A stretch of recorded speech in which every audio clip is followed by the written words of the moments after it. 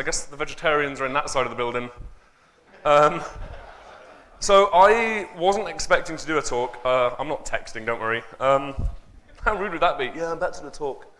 The steak has won with 49% of the votes. Steak has won.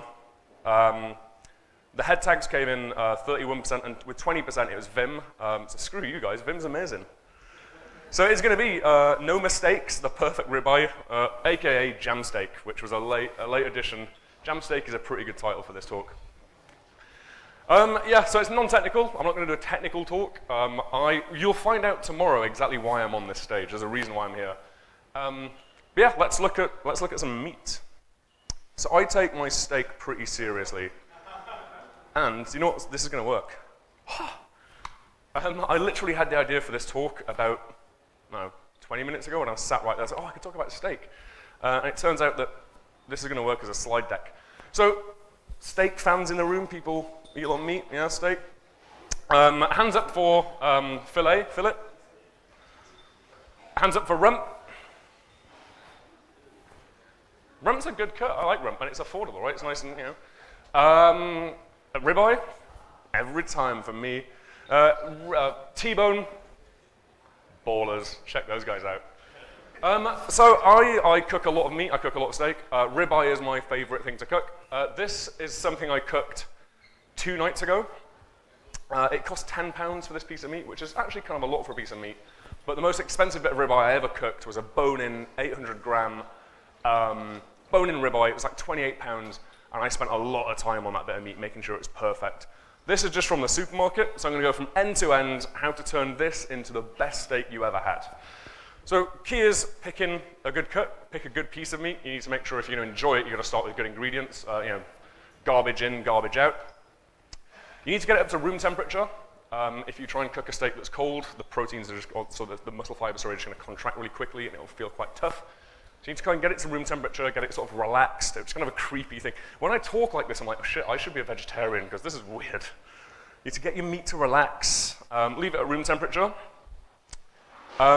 Also, what's going to happen is if it's from the supermarket, it's probably been wrapped in plastic, and it's going to be a bit sweaty, a bit moist on the outside.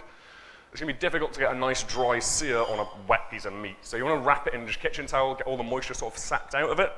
So just leave this for an hour or two. It doesn't really matter how long. It's not going to go bad. It's not going to get sort of dangerous to eat. Wrap it in a towel. It's going to just suck all the moisture out. In order for this to work, you will need, and I stress the word need, do not try this without these following items. You will need high smoke point oil to cook it in. We are going to get a pan so hot that it's going to scare you. So if you put olive oil in there, it's going to turn black, it's going to burn, it's going to be horrible. You need to get an oil that you can get super, super hot. Avocado oil, you can grab that from the supermarket fairly easily. Avocado oil you can get really, really hot. Beef fat, if you want to just cook your dead cow in the fat of a dead cow, you could just stick it in some beef fat. This gives it a really nice flavor. What I tend to do, because it's just dead easy, is I make some clarified butter. Clarified butter just, actually I've got some instructions in the next slide, I think. I tend to use that because it's really easy to make it. It stores in the fridge for months at a time. It's really nice. So you'll definitely need a high smoke point oil. You will need a meat thermometer. I would not try this without being able to accurately tell how hot the inside of the steak is. And you will need a cast iron pan. Cast iron is a perfect thing to cook a steak in. It can get really, really hot. They don't damage. So if you've got like a Tefal, or Tefal, however it's pronounced, non-stick pan, you can't get those too hot because it will burn and it will damage them. A nice Le Creuset pan, for example, the enamel finish, you can't get those too hot. They will hold heat well, but you can't get them screaming hot. This cast iron, probably one of the best things I ever bought for my kitchen. I do quite a lot of cooking. It was £14, so like what, €14, because we just tanked our economy. Really, really cheap. Really cheap. Buy one. You can use them and abuse them. They're a really great investment. This is what you're going to need. To make clarified butter, get some butter, slowly melt it down in a heavy-bottomed pan. And what's going to happen is the sort of, I think it's whey, I think it is. I don't know what the technical term is. But the white solids will sink and the clear stuff will rise to the top. What you want to do is just try and extract the clear stuff, gently pour it out. You throw this stuff in the bin. It's not worth anything. There's not much of it left. This is liquid gold, almost literally. This clarified butter will go hard. You put it in the fridge, and it's just like scoop a bit out, put it in a pan, this will get super duper hot without getting too smoky, without burning. After I've done all that, this steak has, you can see how much moisture is being sort of sapped out of it. It's now dry enough to season and dry enough to cook. Speaking of seasoning, get some relatively good quality salt. Salt is really cheap, so buy the most expensive cheap stuff you can. And then just pepper. So just cover it in salt and pepper. And the thing is, it took me a long time to learn this. The amount of salt you need is basically just when you think you've put way too much on there, add just as much again. You can never, or you can probably put too much on. It's really easy to under-season steak, so just go mad. Put a lot of salt on there, a lot of pepper, but don't leave your steak standing like this. This is basically about to be cooked. So don't leave the steak covered in salt, because that's going to sap too much moisture out of the inside of the meat. And I completely forgot to mention how we're going to cook this thing. We're going to do a reverse sear. We're not going to throw it straight in a pan, we're going to reverse sear this steak to make sure the inside is juicy as hell and the outside is nice and charred and black. So the problem with cooking steak, especially a piece of meat this thick, I would say that's probably about 30, 35 mil. No, actually, probably like 40 mil, 4 centimeters. For those who can't divide by 10. For a piece of steak this thick, to get it warm enough on the inside, you have to really, really cook the outside. So what happens is, to get the inside just warm enough, you've already burnt and overcooked the outside. That's a problem with cooking a piece of meat this big directly in a pan. The outside will be well done, and the middle is going to be just about rare. So it's not a good way to cook a piece of steak. A reverse sear, what you do is you bake it, right? Which sounds sacrilegious, but you're going to stick this in the oven and cook it on a low temperature for quite a long time, so it cooks really evenly all the way through, and it's going to look disgusting when it comes out of the oven. It's going to look completely inedible. That's when you smash it in a really, really, really hot pan, and you'll get what's called the Maillard reaction. It's going to char the outside, it's going to be nice and crispy, and it'll be a perfect red all the way through. So, at this point, it's going to go on a wire baking tray like this, in an oven, 150 degrees, until you get a 45-degree internal temperature. For the Americans in the room, to convert Celsius to Fahrenheit, adopt the metric system. This is going to go in the oven 150 degrees until it comes out about 45-degree internal temperature. It took me a while to arrive at this number. There's no real science behind it.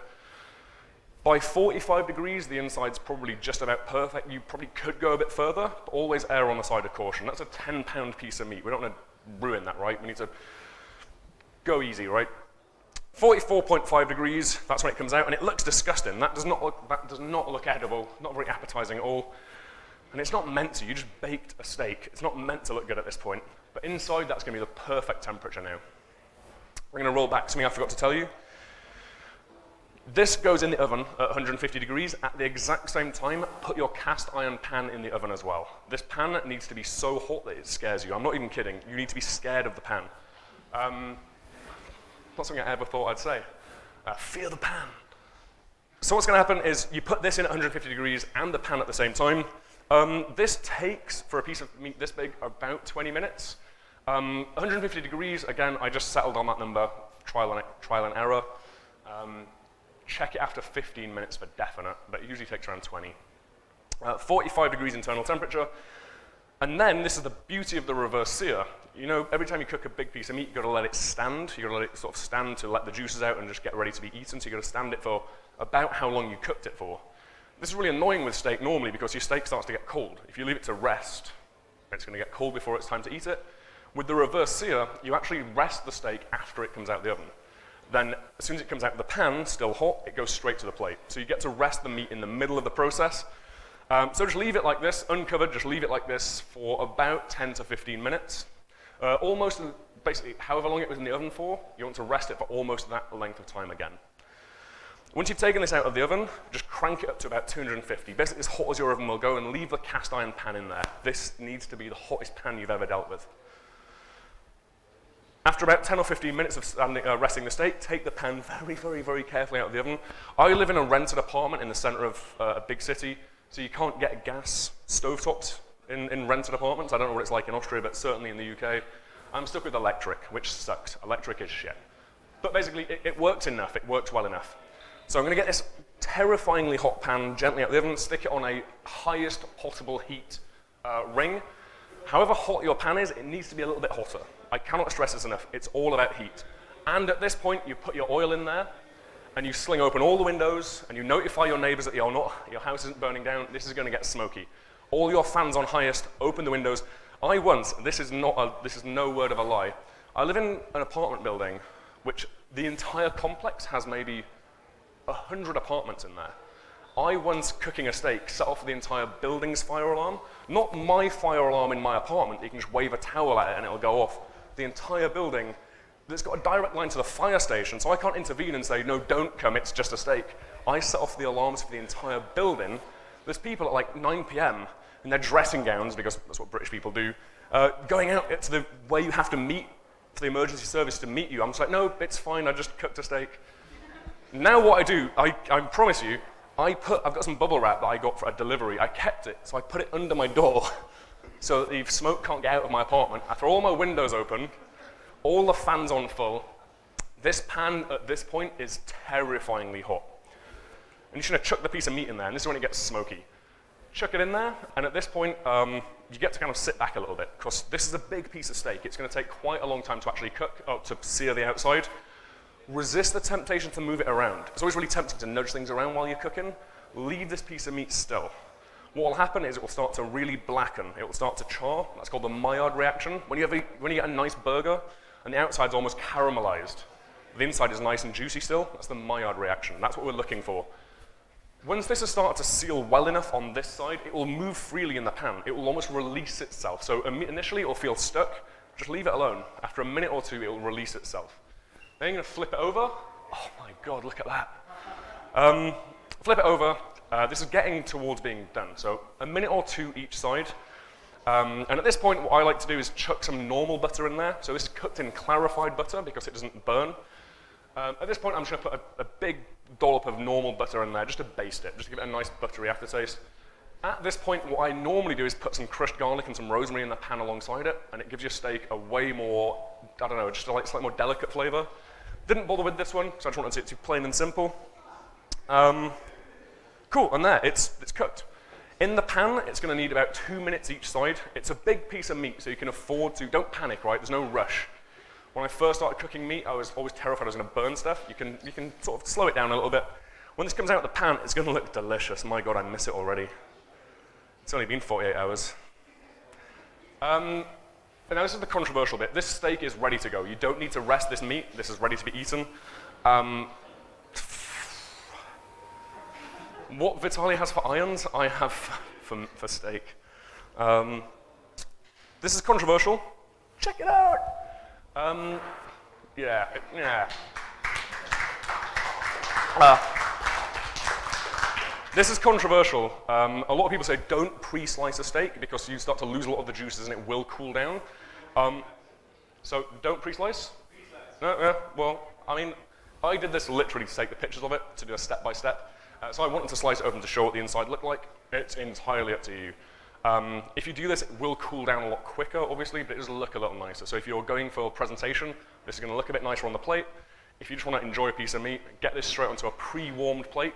So normally what I do actually, while this is in the pan, I turn the oven completely off, and I just put a plate in an off oven, because by the time I've done all this, take the plate out, it's the perfect temperature to have a steak put on it. So, we got to this point, and then serve it with whatever you want. I did some crispy kale, so kale, cover it in olive oil, some nice, just season it well, and then a bit of 5-spice and some sesame seeds, and just bake this for like 12 minutes. And some blue cheese sauce. 50 grams of nice blue cheese, no, 30 grams of nice blue cheese, and 150 ml of heavy cream. Melt them together, job done. And that is how you cook the perfect reverse seared ribeye. Enjoy. Thank you.